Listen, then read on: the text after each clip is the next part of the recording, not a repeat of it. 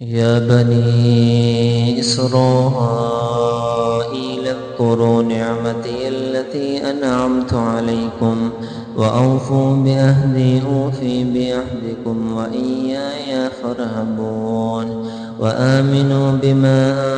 أنزلت مصدقا لما معكم ولا تكونوا أول كافر به ولا تشتروا بآياتي ثمنا قليلا وإياي فاتقون ولا تلبسوا الحق بالباطل وتكتموا الحق وأنتم تعلمون وأقيموا الصلاة وآتوا الزكاة واركعوا مع الراكعين أتأمرون الناس بالبر وتنسون أنفسكم وأنتم تتلون الكتاب أفلا تعقلون واستعينوا بالصبر والصلاة وإنها لكبيرة إلا على الخاشعين الذين يظنون أنهم ملاقو ربهم